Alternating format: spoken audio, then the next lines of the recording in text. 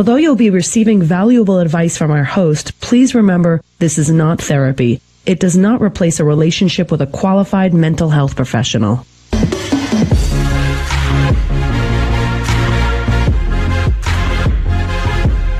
I'm Dr. G, and we are here with Engaging Minds. As you know, we're here every Sunday between 8 and 9 p.m. We got a great show coming up.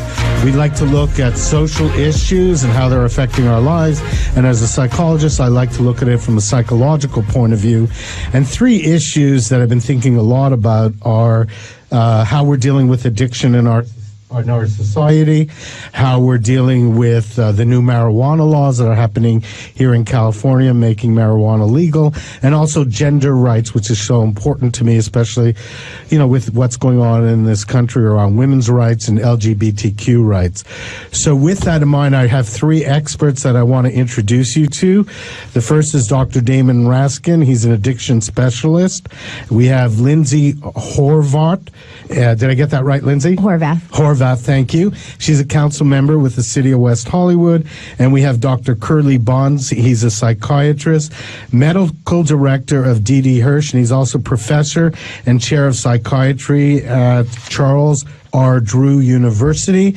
And I want to welcome you all to the show. Thank you very much. It's a pleasure to have you on. And I do want to say, if you want to call in, our number is 1-800-222-5222. Checking 1, 2. And you'll be able to talk to any of our guests and to myself. We had a little accident there, but we're ready to go.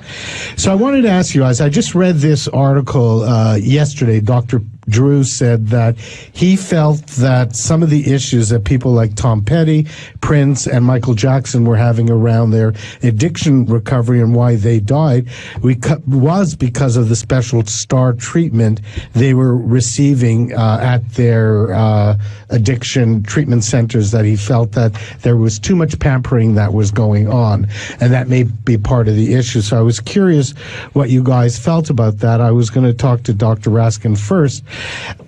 This thought about how we treat people, and do you think there is too much special treatment among celebrities? Oh, absolutely. I think that there are a lot of medical professionals out there in the addiction field, or even in non-addiction field, who treat these people on a pedestal, treat them differently, and they actually get worse medical care than the general population.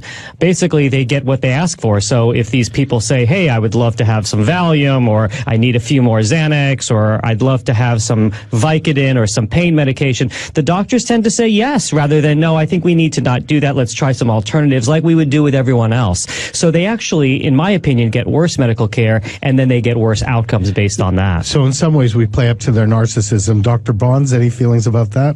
I totally agree. Having been in the position before of having people be very demanding, and when they come from a place of power, and it's not always celebrity, sometimes they could be connected politically, or they might be an important sports figure, and you just kind of have to avoid getting wooed by that bright light and think about basic safe principles of treating people. And I think another difficulty, though, that those providers have is that treatment happens in a spotlight, and generally it's not just that one individual. It's a whole network of the handlers you have to deal with, and they're also people that depend on them. So the public sometimes expects certain things of them and to be a certain way, to be always on, to always look fabulous, to be excited, to have energy, and sometimes it's beyond what they can do, and they look to medicine to help them with that. We just have to set limits.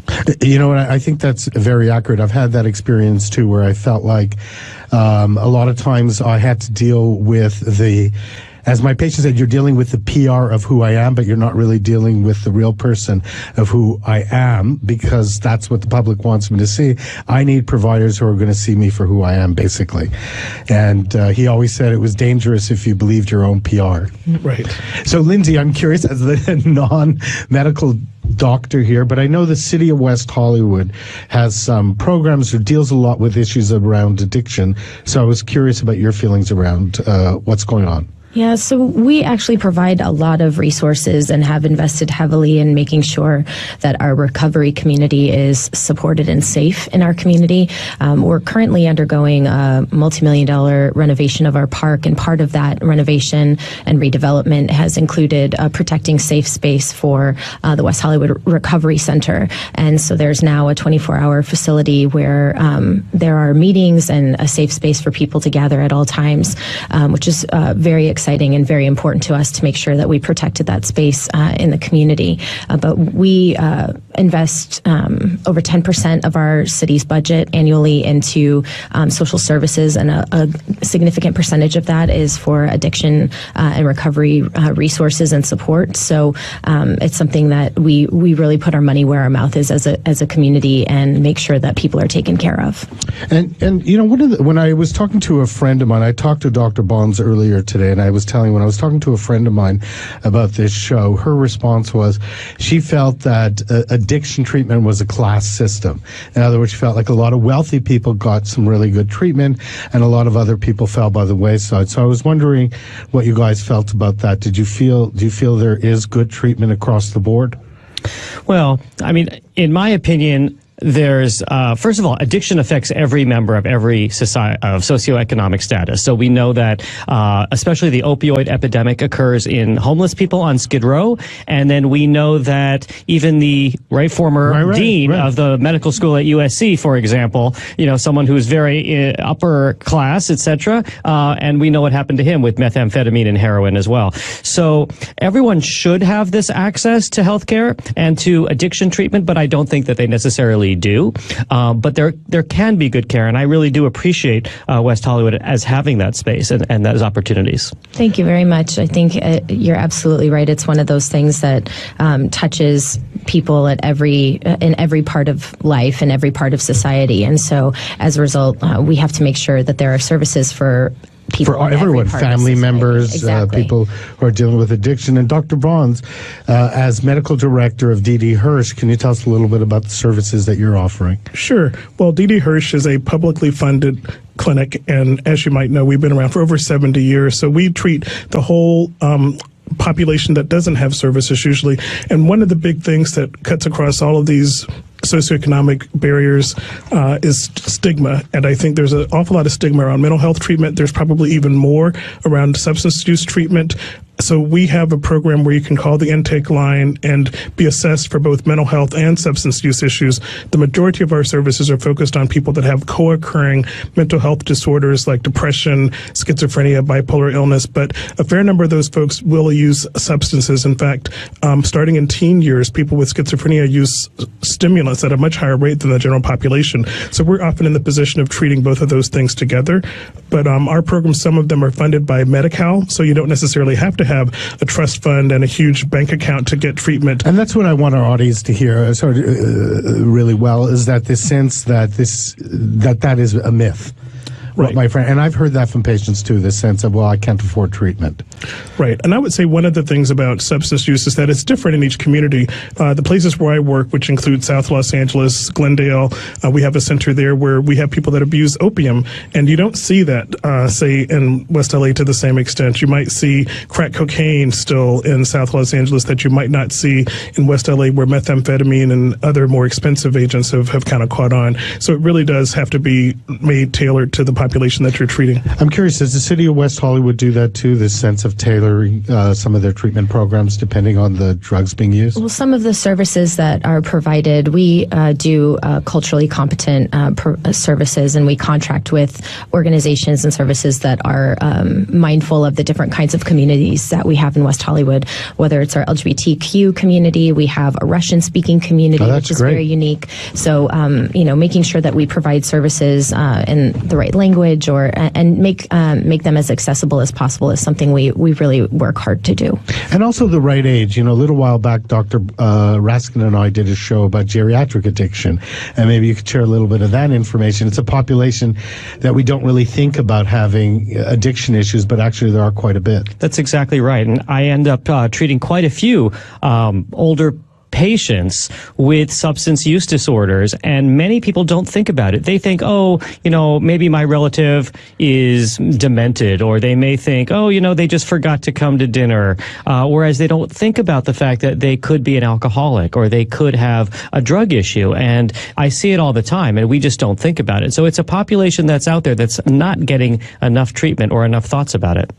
Yeah, definitely. And I'm thinking about what we said about also the families, that we have to include everyone in it. So in your treatment, all of you, or in your programs, how do you include the families into this? Because a lot of times, in my experience, the families are the ones that need the treatment, sometimes more than the patient.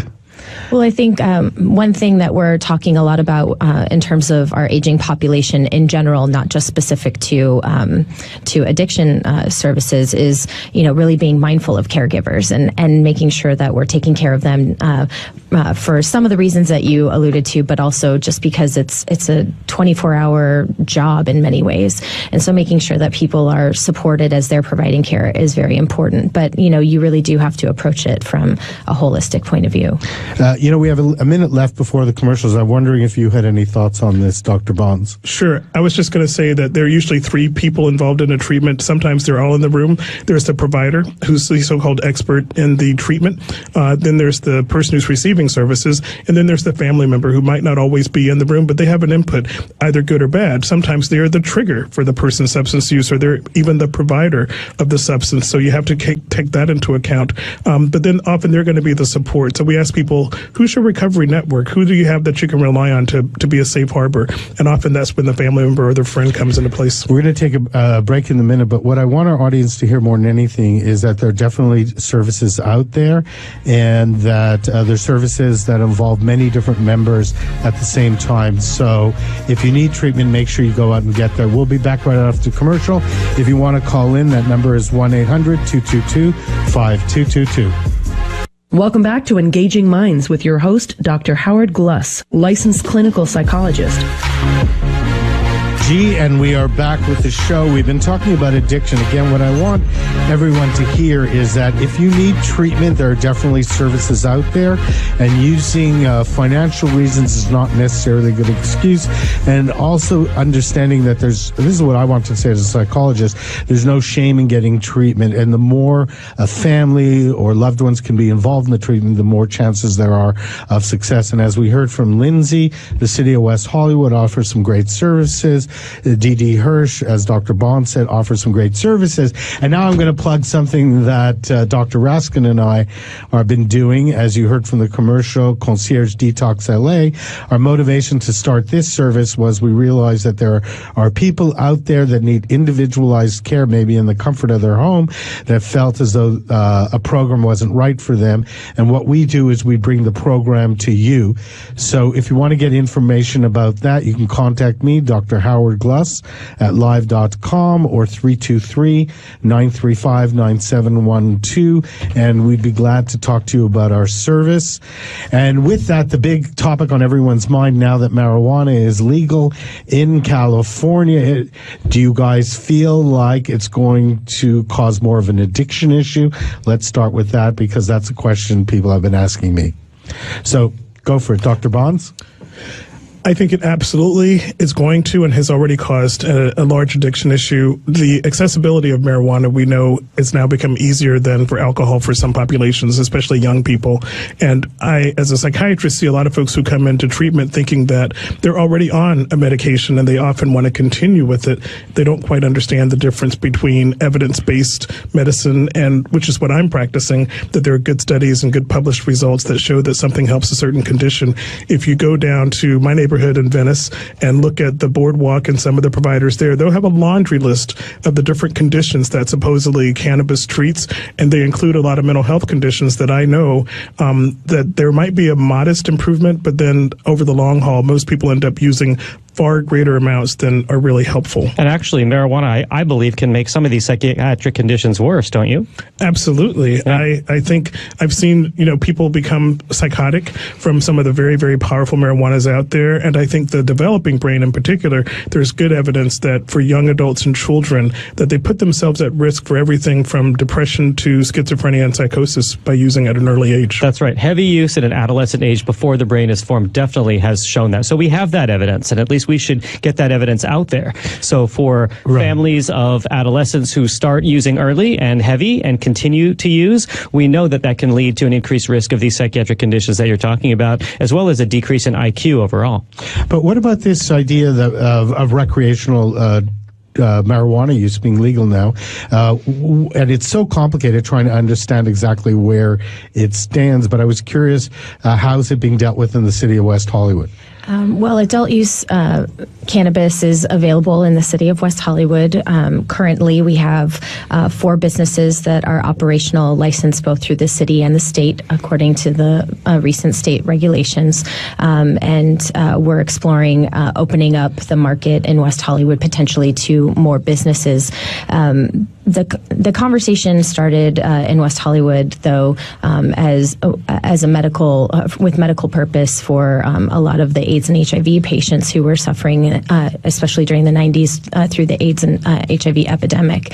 So folks who were trying to not turn to some of the other addictive drugs, turning instead to marijuana for palliative care, I think is something our city has a particular history and understanding of. And so that's really how our relationship started, was making sure that patients could receive access. So we're continuing to prioritize patient access in West Hollywood, and I think it's we have very strict regulations, and in fact, a lot of cities have looked to our regulations to ensure that to see how we're regulating businesses. I think the problem comes in when we're not enforcing those regulations. And in West Hollywood, we're 1.9 square miles, so we're able to do a good job of that.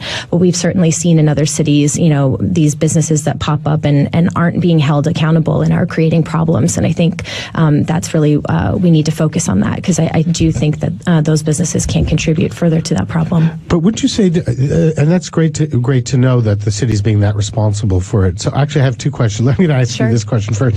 So is it going to be that this is what somebody asked me to ask you, will someone be able to walk into a store now, let's say in the city of West Hollywood, and buy marijuana as accessible as, let's say, buying liquor or alcohol? So according to state regulation, you need to be 21 years old. So, right.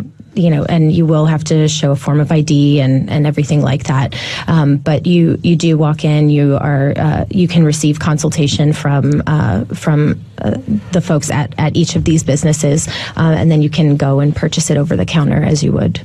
Okay, so there's going to be a normalization, let's say, in some ways, of marijuana. Do you think that part of the issue, Dr. Bonds, I'm going to ask Dr. Raskin, about the issue around marijuana is there's been so little research because it's been a controlled substance that, I've anecdotally heard from a lot of patients saying things like, well, it helps me a lot, especially people having dealt with a lot of people with HIV over the years, that said that marijuana helped them with a lot of the cocktails that they had to take or the medication. So I'm curious what you guys feel about that. Well, I'm looking forward to having more research, and just like you, Dr. Bonds, I believe in evidence and I practice evidence-based medicine, and I have a lot of patients that anecdotally tell me that their marijuana helps them. Some of them use topical marijuana and cannabinoid oils and rub it on their shoulders for arthritis, and they say they're doing well. But I'm encouraged that hopefully there will be more research. Now, I'm not sure it's going to happen until it is a federally legal drug, and I think that's still an issue because the state and the federal government are now fighting about it. But I look forward to the time where there is research and we have some answers. Well, there is some research that's done. A lot of it, as Dr. Raskin says, doesn't happen in the United States because it's illegal. But what we do know is that mild to moderate marijuana use can help certain conditions like very mild depressions. But when you get into serious major depression or some of the psychotic disorders or the more serious mood disorders, what we've seen is that people tend to use more than the amount that's helpful. I am convinced that there are people out there who it is the best thing for them for nausea, for sleep, possibly for pain syndromes. But when it comes to most primary mental health conditions, the amount that people use tends to aggravate the problems as we spoke about earlier. The one thing that I've seen in my addiction practice is that I have had some patients be able to decrease and then stop using opiates by then using marijuana. And the only thing I can say to that is that I've never met a patient who died of marijuana overdose, whereas we know that we see many, many, many opiate overdoses throughout this country on a daily basis. So that could be one benefit that I'm seeing in my addiction practice. But what about this concept of marijuana being legal recreationally, that people using it not necessarily for medicinal purposes or psychiatric issues, but just to have a good time? I mean, do you feel like that will increase I mean, I know there's no research, but just your gut feeling, do you think it'll increase addiction? I mean, I think that there is a genetic predisposition for addiction, and I think, again, starting this process early in life can lead to an increased risk of addiction. So I think the more we see it as normal, the more accessible it is, then the more addiction we're going to be seeing in our society, yes. Any thoughts? I'd take a very pragmatic approach to this. Whether we like it or not, it's legal in California, and people are coming into my practice and other practices using this substance. And in the same way that they might come in using alcohol, I try to take a careful assessment of how much are you using, how frequently are you using. It's different if someone has a cocktail party or goes to a cocktail party and has a drink or two once or twice a month. That's very different than sitting back and having a fifth of bourbon every night. And I think, unfortunately, because of the availability of marijuana, we're going to see more problems than we could have anticipated because people are going to be open about talking about it. In the past, people wouldn't tell their physicians that they were using this, but now they're coming in, showing the cards, they're discussing what strain they use, where they get it. But don't you think that's a good thing? I mean, that people are actually being more open about it, if they're using it anyway. Well, I guess I have my bias. Yeah.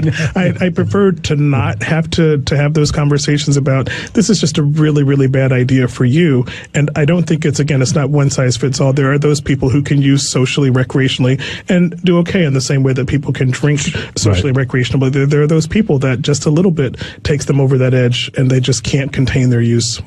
So I mean, to me, it sounds like the same issue anyone have with any substance. I mean, alcohol is legal and people can definitely abuse that. And so is tobacco, by the way. So tobacco, yeah, exactly. I think one difference with marijuana is that we don't have a well-established legal limit. And I think some of the regulation around it, with alcohol, we have an agreed upon blood alcohol content. I mean, that might be different when you cross state lines, but at least there's a legal definition. But when you think about addiction, it's tolerance, meaning that you have to use more over time to get the same effect. And there's usually some type of unpleasant withdrawal. And, marijuana doesn't necessarily cause people to go into seizures when they withdraw from it, but they become irritable. I think there are some problems that suggest that it is an addictive substance. But I'm curious, is the city dealing with that at all? I mean, this concept of what the limits would be, like if someone was driving under the influence? So we're working very closely with our sheriff's department to make sure that we're keeping our community safe. This is something that the state hasn't established standards, and for lots of the reasons stated, studies are still being done to really understand what a legal limit might be. We're going to take a quick break, but I want to get back to this after the commercial because it's a question I know patients and people write in all the time about because it's such new territory for us. I'm Dr. G. We'll be back right after the commercials. Are you looking for an alternative to drug and alcohol rehabilitation that allows you to recover in the privacy of your own home with an individualized program that meets your specific needs? Concierge Detox LA can be that alternative. Headed by medical addiction specialist Dr. Damon Raskin and clinical psychologist Dr. Howard Gluss, Concierge Detox LA will design an individualized program to meet your recovery needs. For more information, contact Concierge Detox LA at 323-935-9712. Welcome back to Engaging Minds with your host, Dr. Howard Gluss, licensed clinical psychologist. I'm Dr. G, and we are back with the show. As you know, we've been talking about marijuana and the legalities here in California, and now that it's legal, all the complex issues that are arising. But before we do that, I want to mention something that a couple of weeks ago we did a show on the California End of Life Option Act. I've been getting some emails, people asking me questions about it, and where they can find out more about the services. And so I wanted to remind them, one of our sponsors, Mid-Valley Hospice in Sherman Oaks, supports the End of Life Option Act, and Dr. Raskin actually is one of the medical doctors that works with them. And as I said, it's Mid-Valley Hospice Care. Their number is 818-386-2600. That's 818-386-2600. If you want to get more information about the End of Life Option Act, and if it's something you want to consider, make sure to call Mid-Valley Hospice. And you can also listen to our podcast from 2 weeks ago and get a lot of information about that really interesting issue that we're dealing with. So we were talking at the break. I wanted to share it with our audience around two issues. I'm going to start with Lindsey, the underground economy. Let's start with the incarceration. That I wondered if, again, we're just going anecdotally, if it'll reduce some of the incarceration rates in our state for possession of marijuana and what effect it's going to have on the underground economy. Oh, absolutely. I mean, there have already been criminal justice reform efforts that have been brought to the ballot in the state of California. So this is a topic people are really looking to. And so with regard to cannabis, I think we've seen disproportionate enforcement of these laws in communities of color and other disadvantaged communities. So I think this hopefully will help to transform that conversation. The enforcement part is really the key area to focus on. And with this legal change, hopefully we'll see a difference there. I think also bringing this economy, which has been, it's over $1 billion in this state, bringing it out of the shadows not only is, helpful to, taxes and all of that, but more importantly, making sure that people who are working in this economy are working in safe conditions, that they're being treated fairly, that they're being paid fairly. I think all of those things are really important too, and making sure that we're not sort of turning a blind eye to this economy that our state is benefiting from on the backs of people who, go nameless and faceless, but and are being taken advantage of is very important as well. Gentlemen, any opinions about that? Also, I'm hopeful that the marijuana, now that it's legal, they'll look at pesticide issues and contaminant issues and try to make it safe for the public as long as it's legal, right? Right, more organic based. Absolutely. Since it's right, farm to fresh. Marijuana straight to your table. Dr. Bonds, any thoughts? I see you sitting there. The only thought I'm having is that there are those people who can use responsibly and can be good citizens, but then invariably there are going to be those folks that now that they do have it more accessible, and in some cases I don't know that it's going to be more affordable, but they may actually find themselves needing treatment. And I did want to mention, we've been talking a lot about both mental health treatment and the services at Didi Hirsch.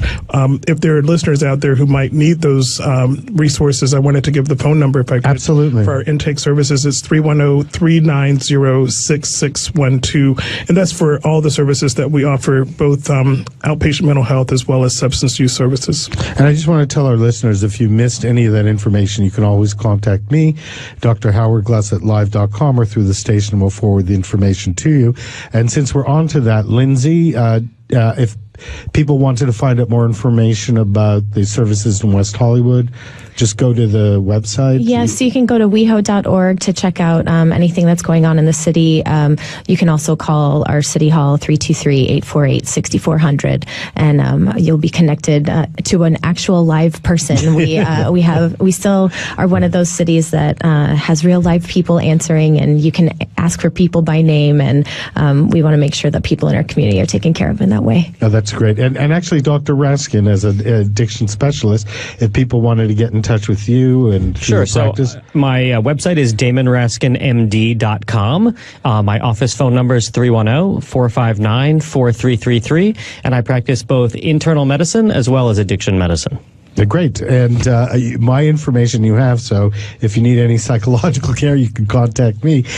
One of the things I wanted to bring up is actually with Dr. Bonds, when we talk about addiction, what about the concept of, the addictive personality, that's not necessarily about the substance, that possibly our responsibility is to help people who have addiction issues regardless of the substance, that could be maybe more of a focus of treatment than the actual substance. Like you said, you're concerned about the increase in addiction, if I'm understanding you correctly. That underneath it all, maybe that's where our focus could be. Well, I would agree. I think that when you say the addictive personality, what comes to mind for me are not just drugs of abuse or misuse. There's also food. Right. There's gambling. Gambling, there's the process internet. addictions. Of course, now there's been a lot of people that shopping. claim to have sexual addiction. Right. I think all of these things could be framed as maybe impulse control disorders to some degree. And I think there's a part of the brain that's novelty seeking for some individuals. And what we need to do as providers is to find out what is it that's driving the addiction. In a lot of cases, especially with, I would say, impoverished groups or people that have been mistreated or women, there's trauma. There's something that happened earlier in life that can lead, and there's clear evidence that certain types of trauma predispose to some of these overindulgences, shall we say. I couldn't agree with you more. Dr. Raskin, any thoughts about that? No, I agree. A lot of these people that we're seeing in the news, too, who are harassing people and whatnot, I think this is a manifestation of not necessarily a sexual addiction per se, when we're hearing about this, but what we're seeing really is a manifestation of behaviors that they need to do, whether it's an impulse issue or whether it's they have an anxiety disorder or something along those lines. This is really what I think what we're missing. We're not just going to stick them in a rehab center like we do with alcohol use disorders and other drug addicts, but yet they do tend to go to these sort of holiday spas for 30 days, and then everyone thinks they're cured. And I think that's wrong. I was wondering, City West Hollywood is known a lot, let's say, as a party city. So there's a lot of issues maybe around party drugs. I'm curious, in some of the treatments, do you focus around that, or is there anything in that nature? Well, we definitely are a nightlife city, yes. And we love having tourists and visitors come. Our number one source of revenue in the city is our transit and occupancy tax, which is our hotel tax. So we definitely want people coming and enjoying themselves in the city. But we also want to make sure that people enjoy themselves responsibly, and so we do. We just recently implemented an alcohol liaison officer who's also going to help us with our cannabis businesses to work directly with businesses to adopt best practices, make sure all of their staff are appropriately trained in serving customers or not serving customers, as the case may be.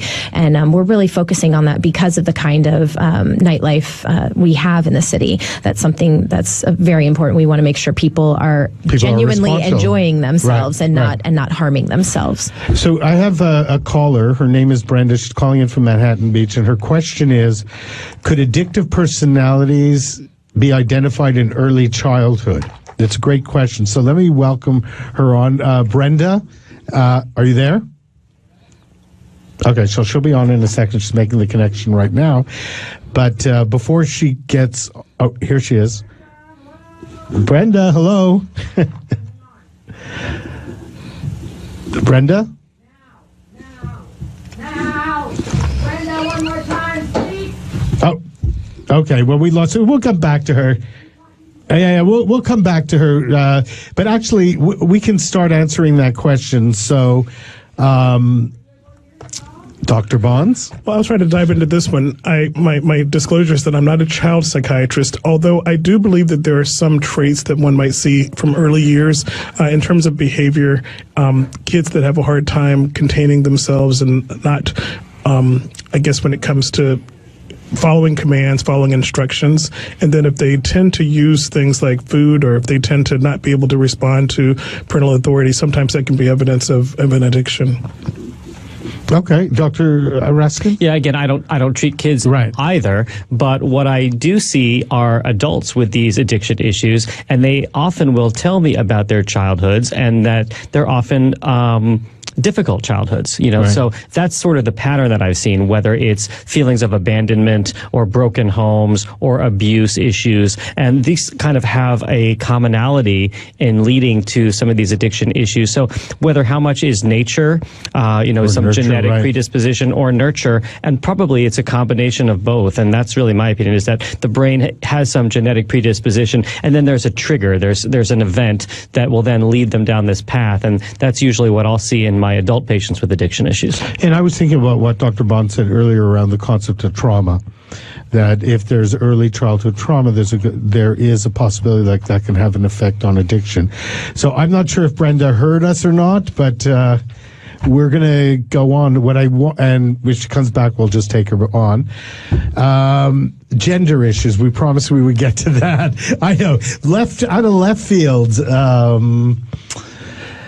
We have about a minute left, so maybe we should get back with that after the commercial, but I know that's a really important topic right now. One last thing I was going to add about that. I mentioned earlier the concept of novelty seeking. And a lot of times in kids, the way that'll manifest itself is that kids want to try things. And some kids are more willing to do that than others because they want to maybe branch out and break away from parental authority. So I think that's one thing, because if you never try the substance, you never get addicted to it. That's a great point. So we're going to talk more about that when we get back after the commercial. I'm Dr. Howard Gluss. You can call in at 800-222-5222. Welcome back to Engaging Minds with your host, Dr. Howard Gluss, licensed clinical psychologist. I'm Dr. G, and we're back with the show. This is our last segment, and I wanted to talk about a social issue that's important to me, this idea of gender issues. I read recently that since the Trump administration has gotten into office, that in the last year there's been a dramatic increase in violence against the LGBTQ community.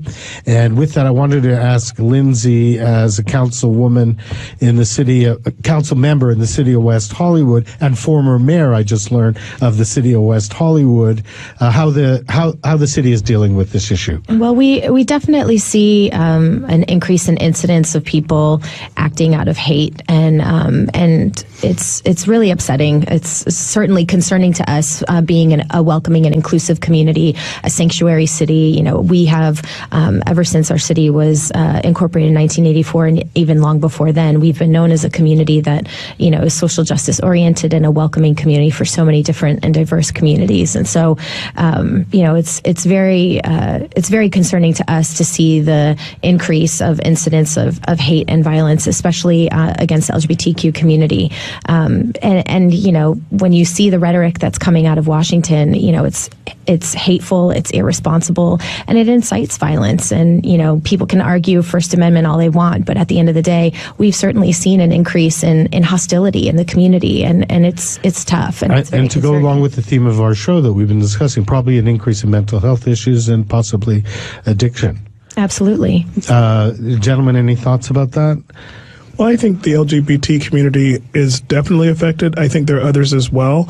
Being a person of color myself, I know that a lot of the constituents and colleagues that I have who never really thought about themselves in that light now are scared. People are frightened that things are allowed and that things will happen and that things can be said. And that's kind of a so-called gateway drug to more serious things happening. When you hear the rhetoric, as Lindsey said, it really does make me stop and pause to think about what our standards of acceptability are in this country. And Dr. Raskin, you were telling us at the break, I want you to share with the audience about this incident that happened in Orange County. Well, yeah, I was just reading today in Orange County about a 20-year-old who killed another young adolescent. I think he was 19 in Laguna Beach, somewhere near there. They knew each other in high school, and he stabbed him 20 times and left him buried in a shallow grave in a park. And it turns out that we just found out that he was part of a neo-Nazi fascist group and hate group, and I think this is really coming to light. We're seeing more and more of this. Yeah. And we have a vice president who believes in conversion therapy, who is telling people that they can be cured of their homosexual, their sexual orientation and gender identity. I mean, that contributes significantly to the national conversation that we're having, and we have a lot of laws on the books thanks to the Obama administration, the work of grassroots activists, and so many people who have been hard at work for many years. But when that dialogue changes, you might have laws on the books, but if they're not being enforced and if people aren't being protected, it's you have to really bring those words to life off the page. And words can be very powerful. As a child of two parents who were Holocaust survivors, I've seen it personally in my own family, the anxiety, even though both my parents are gone right now, but really the message that they always told me growing up is how dangerous words are, and words can lead to action, and that's what we're seeing right now.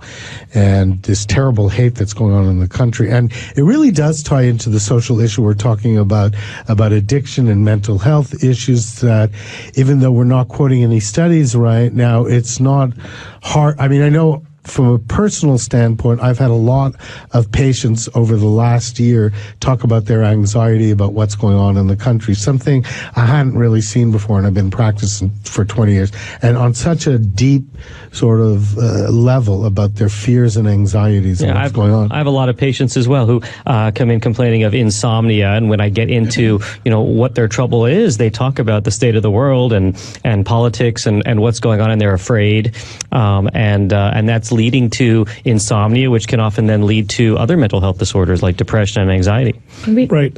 I think one of the things that I don't want to get too scientific, but we do produce a stress hormone. Our bodies make something called cortisol that's a response to trauma. It's a response to difficult situations that we might be in. Someone, say, who's imprisoned or interred on an island, or someone who gets beaten. This cortisol level is something that can also be raised from the day-to-day types of microaggressions that people experience. And now it seems like when I watch the news, there's always something that comes out around people of color or people from different sexual orientations being discriminated against. And even though it might not be happening to me, to realize that I'm vulnerable, that I could walk out into the street and have someone yell an epithet at me, those are the sorts of things that we carry with us at an unconscious level that does affect us on a very biological level. And, we think about it too as adults. We have this conversation, and, educated adults can sort of separate certain things. But, we're even getting reports from our schools about kids who are suffering from anxiety issues, worried based on the things that they hear from either their fellow students or things they're hearing on the news about their parents potentially being deported. They're afraid to go to sleep for fear that their parents won't be there in the morning. I mean, it's really a scary time in Southern California and the greater Los Angeles area. And to think that that's what our children are, they're not able to sleep and not able to function and just go to school like normal kids want to do, because they're worried about, these issues. It's terrible. It's just really awful. Yeah, it's really terrible. I'm thinking about I keep going back to what Dr. Bond said earlier on, the sense of trauma and how that's connected to addiction. And this is, a constant trauma that people are facing, and the effects it's going to have on our society and how short-sighted we are. And every act that we see of violence gives someone permission to do it again if it's not dealt with seriously. Right. And you were mentioning kids, and it brought back, we were talking about marijuana or cannabis, and I was thinking about how many child-friendly, quote-unquote, things are available now in these stores, like marijuana cookies and marijuana brownies, marijuana lollipops. Pasta, there's right. Marijuana cherry juice. It goes on and on. And these are very attractive to kids. And then when kids also hear, it's legal, and it's sort of, now something that's condoned as part of you were saying that people are talking about it. Yeah, everyone's talking about it now. And I think that this could be really dangerous for our youth. I think the state law was sort of, trying to address some of those issues. There are certain products that are no longer available. They are not allowed to be created anymore. There are restrictions and guidelines around advertising, especially to children. So I think it's good to know that the state is thinking about that. I certainly expect that cities like ours will continue to build on that. That the state law will be the minimum in terms of how we protect our young people from these substances, for sure. We have about 3 minutes left, and one of the things I wanted to get clear, really stress to our audience, is how complex these issues are. When I listen to all three of you talk, I know we're just skimming the surface, and I can tell Dr. Bond's probably chopping with his I know him well, scientific studies to back things up. But this is what we wanted to get across with this show, is that we have to start talking about stuff and having a dialogue, and that's what I wanted to thank you all for coming on the show, is that you've all offered a tremendous amount of insight. And with the time that we have left, I want to make sure that you don't leave the show and say, if I only had time to say that one thing. So I'm going to start with Dr. Bond. Well, thanks for reading my mind again. I think that the issue of trauma and gender come to my mind when I work at a center that we operate called Via Avanta. It's in Pacoima, and it's at an undisclosed location. And there's a reason for that, because it's a center for women who've had addictions issues. And many of them, we find those addictions issues closely consort with domestic violence and trauma. And often the abusers are trying to find them, and so we have to keep them separate. We also allow them to have their minor children there, but we've learned that these women often, it's the violence that caused them to have the addiction in the first place. And so getting at the domestic violence and treating that problem helps with the trauma treatment as well as the addiction treatment. Perfect. And Lindsey? Yeah, I think it's great to that culturally specific programs like that exist. I worked in a domestic violence shelter when I was in college, and worked in a substance abuse program, and they actually created a 16-step program for women there because of the unique issues that women face and contribute to their addiction issues. So I'm glad to hear a program like that exists, and it's certainly something that we'll keep our eyes out for in West Hollywood to make sure that we're able to provide to our citizens. And Dr. Raskin? Well, I think I just want to leave the audience tonight with a message of hope, and that if people out there have an addiction issue or a mental health issue, that there's lots of people to help them. Everything from Didi Hirsch and Dr. Bonds to Concierge Detox LA to come to their home and do an individualized program, and everything in between. So don't just live with it. Come and find some help, because there's a lot of people that want to help you. And what I want people to, that would inspire Dr. Raskin and I to start this program, is because we felt that there was a group of people out there that really wanted to deal with it on an individualized level. And the message I want to give to people is that there's no shame in having any kind of addiction issue, that everybody struggles with something in life. So if you could get from the show that there's people like Lindsey, Dr. Bonds, Dr. Raskin, City of West Hollywood that are out there to help you, that it's available, so go out and get it. I'm Dr. G. We'll be back next week.